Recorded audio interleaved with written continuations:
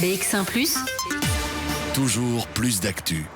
Et à cette heure-ci, c'est-à-dire à 13h13 exactement, c'est le moment de la culture avec notre invité du jour, c'est Konoba avec son nouveau single Magic Mellow. Bonjour, bienvenue Konoba. Bonjour. Alors, Konoba n'est pas votre vrai nom, c'est le nom du projet musical que vous menez déjà depuis quelques années maintenant.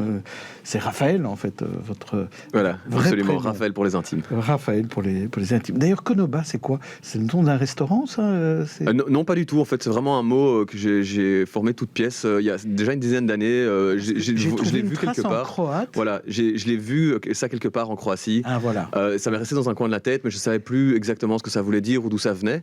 Et un jour, j'ai sorti mon premier EP. C'était déjà il y a une dizaine d'années, et il fallait que je choisisse un nom. Et ce nom m'était resté en tête, et je l'ai utilisé. Voilà. C'est vrai que c'est une jolie consonance, Konoba. Et donc, je crois qu'en croate, ça veut dire restaurant ou brasserie, ça dit quelque chose comme ça. Mais vous, ça n'a rien à voir, puisque c'est de la musique. Alors, vous êtes un artiste qu'on entend depuis quelques années, notamment depuis En Nice, qui était il y a combien de temps? Il y a 6 ans? Il y a 5 ou 6 ans. 5 ou 6 ans. Et là, donc, vous sortez un nouveau clip, un nouveau morceau, nouveau single, le deuxième single d'un futur album. On va en parler, mais je propose qu'on l'écoute et qu'on le regarde. Ça s'appelle Magic Mellow.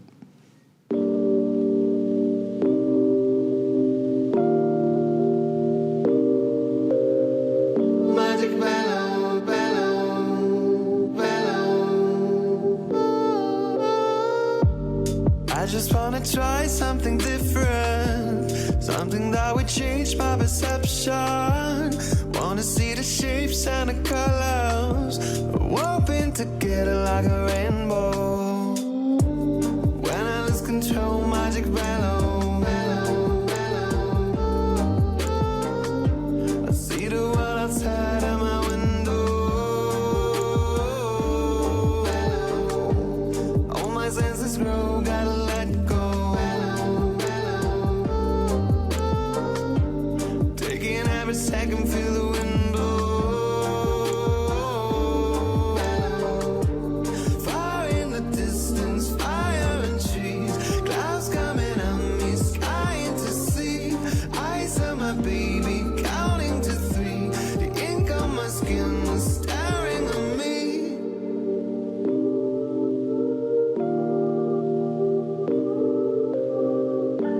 Laying on the floor, I can see it. Wallpaper, flowers, and moving. I don't wanna come back down to earth. I just wanna dance around the sun.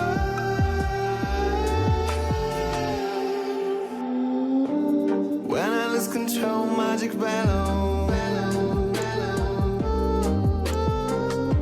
I see the world outside of my window.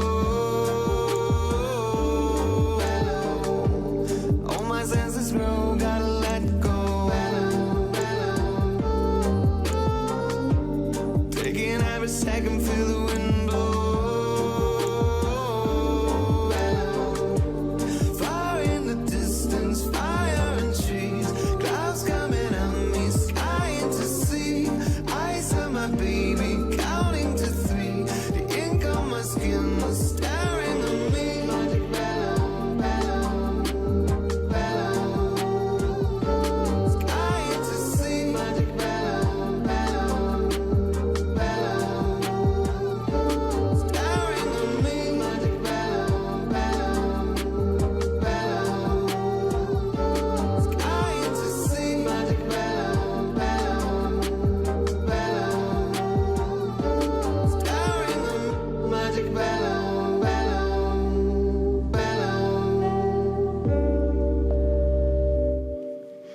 Alors, Magic Mellow, un peu comme un marshmallow, ça me fait penser, c'est très doucereux, c'est psychédélique, c'est kaléidoscopique.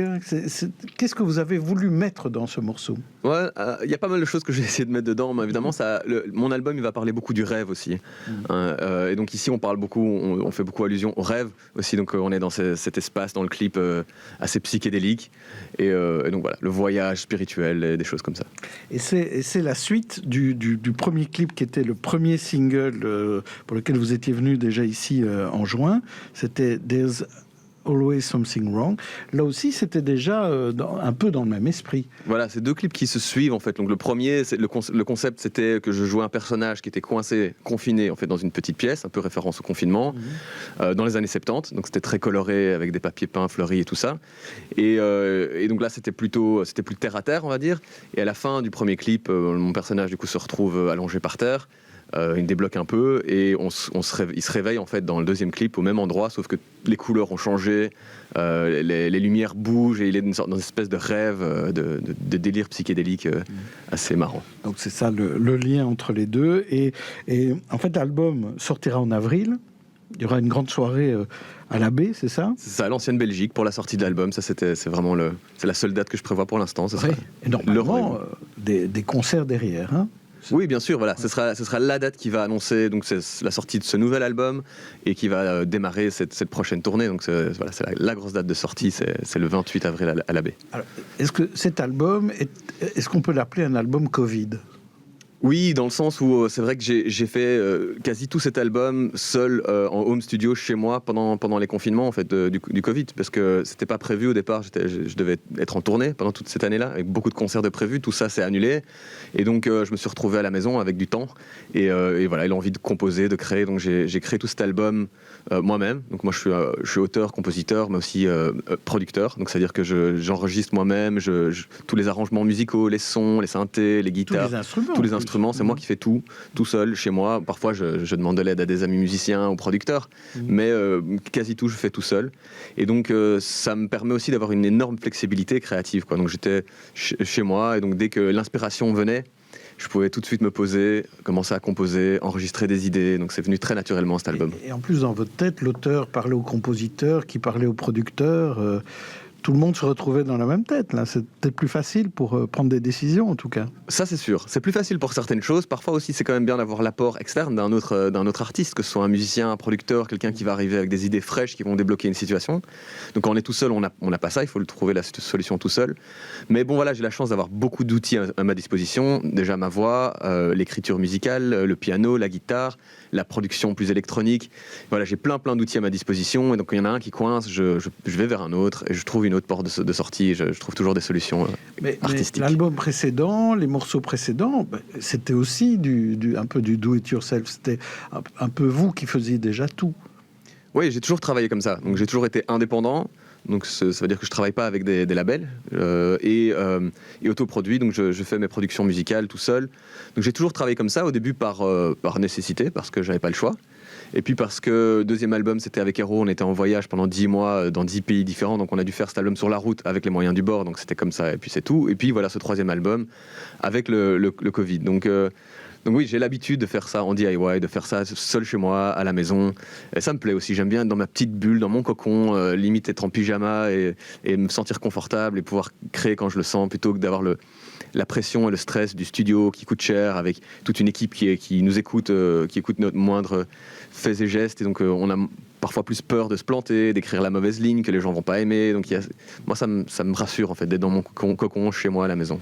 Là ici vous êtes dans le cocon de BX1, mais vous êtes quand même ici en famille, parce qu'on avait fait il y a quelques années ensemble une réunion, une espèce de colloque dans le cadre des Octaves de la musique pour parler des réseaux sociaux et de la musique, parce que vous étiez déjà, on nous l'avait signalé, quelqu'un qui utilise très très bien les réseaux sociaux. Et notamment j'aimerais que vous racontiez encore ce qui vous est arrivé, sur comment vous avez découvert, comment vous avez fait en sorte de devenir une star, non seulement en Belgique, mais surtout en Géorgie. Ouais, ça c'est une histoire un peu folle. C'est qu'en fait, il y a quelques années, en regardant mes statistiques sur YouTube, j'ai vu qu'il y avait pas mal de pays où ma musique était de plus en plus écoutée. Et j'ai remarqué particulièrement la Géorgie, parce que la Géorgie avait vraiment un nombre de vues qui était impressionnant, et que le pays est très petit, il y a peu d'habitants, donc en fait, proportionnellement, c'était assez impressionnant. Et donc, au début, je savais pas trop quoi en faire, mais ce que j'ai fait, c'est que j'ai tout de suite contacté des gens en Géorgie, j'ai trouvé des contacts au hasard, peu importe. Vous n'êtes pas d'origine géorgienne? Pas du tout, je n'avais aucun contact avec la Géorgie, je ne savais même pas vous le placer sur une carte à l'époque. Donc je ne savais rien de la Géorgie, mais j'étais intrigué, et j'ai contacté des gens sur les réseaux sociaux, des Géorgiens qui envoyaient des messages ou qui commentaient sur mes vidéos YouTube, parce qu'on reconnaît leur nom facilement parce qu'ils ont un alphabet à eux. Et en fait, en contactant des gens, de fil en aiguille, on m'a présenté à quelqu'un qui organisait des événements, qui était super emballé, qui m'a organisé un concert à Tbilissi, la capitale. Donc 2 mois plus tard, je me suis retrouvé là-bas, dans une salle remplie, 1500 personnes, c'est assez énorme, de gens qui chantaient en chœur mes morceaux. J'étais hyper surpris. Ça a été le début d'une belle aventure, parce que du coup, 2 mois plus tard, on m'a rappelé pour me proposer, enfin moi et Hero, avec qui je travaillais à l'époque, de faire la tête d'affiche du plus gros festival en Géorgie. On s'est retrouvé à jouer devant 15 000 personnes et nouveaux qui chantaient a cappella en chœur nos morceaux. Donc voilà, j'ai continué à retourner, j'ai continué à sortir mes nouveaux morceaux là-bas, et j'ai une vraie affection particulière pour ce pays. Et vous avez gardé une fanbase en Géorgie, parce que là, bon, maintenant il y a le Covid, donc c'est plus difficile d'y aller, mais en tout cas, vos morceaux sont toujours suivis de près là-bas. Oui, absolument. En fait, c'est un peu drôle finalement, mais mes morceaux passent beaucoup plus en radio en Géorgie qu'ils passent en Belgique. Ça ne va pas, ça. Ça ne va pas, oui. Voilà, je me plains pas, je passe quand même aussi un peu en Belgique, et c'est un marché très compétitif et difficile. On est plein de très bons artistes ici. Mais ça veut dire aussi que finalement, les styles de musique, qui sont transfrontaliers. Ce que vous faites, vous chantez en anglais, donc c'est totalement universel. Ouais, la musique c'est universel, hein. C'est un langage universel. Évidemment, il y a les paroles c'est qu'un aspect de la musique, et puis quand c'est en anglais, évidemment, c'est plus facile de traverser les frontières. Mais même, il y a des artistes qui chantent en français. Je pense par exemple à Angèle, qui a beaucoup de succès dans des pays qui ne sont pas du tout francophones aussi, juste par la beauté de la mélodie. Je me demande si vous n'êtes pas plus connu qu'elle. En Géorgie, oui, certainement. Non, en Géorgie, oui, voilà. Mais dans la plupart des autres pays, non. Oui, donc ça fait une dizaine d'années que vous chantez, vous disiez, vous avez commencé déjà.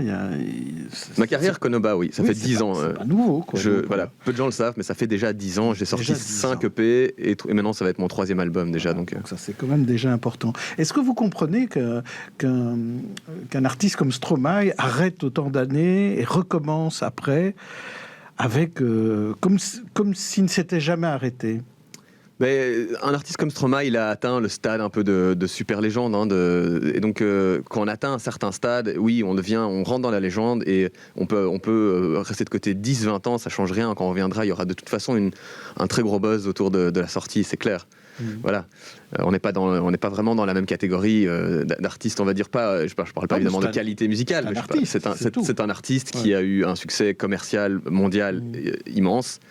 Voilà, moi je suis un artiste indépendant qui a eu un très beau succès. J'ai fait 70-80 millions d'écoutes sur internet en 3-4 ans ici, donc c'est déjà des scores vraiment impressionnants.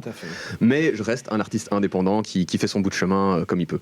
Et alors on souhaite beaucoup de succès, en tout cas à ce nouvel album, qui sera donc pour 2022, avec la release party qui est déjà prévue. Il y a déjà une date, c'est le 28 avril, donc les fans de Konoba peuvent réserver ces moments-là, parce que ce sont des moments forts pour cette reprise.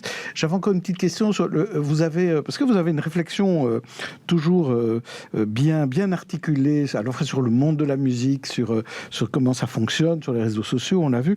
Sur le Covid Safety Ticket, dans les concerts, qu'est-ce que vous en pensez, vous? C'est difficile de se positionner là-dessus, hein. Moi, j'ai pas trop envie de prendre position. Je suis un peu mal à l'aise par rapport à demander à mes fans de devoir avoir ce Covid Safety Ticket. Je suis pas contre le principe, voilà, j'espère qu'on va pouvoir sortir de cette situation, parce que moi je vois aussi la réalité du milieu musical, des restaurateurs, de plein de gens qui ont souffert depuis 1 an et demi. On a besoin de sortir de cette crise, on a besoin de travailler, on a besoin de vivre. Donc si ça peut aider ça, je suis pour, mais je garde quand même un malaise par rapport à devoir demander à mes fans de les obliger, en fait. Mais de toute façon, vous, ce sera pour après avril. avril, donc à ce moment-là, la situation aura certainement changé d'une manière ou d'une autre. Ouais, on espère, hein. On espère. Il est temps. En tout cas, merci Konoba d'être venu nous parler de Magic Mello. Je propose qu'on écoute peut-être encore quelques mesures de Magic Mello juste avant de retrouver notre conseil de la rédaction. Merci et à bientôt. Merci beaucoup. Au revoir.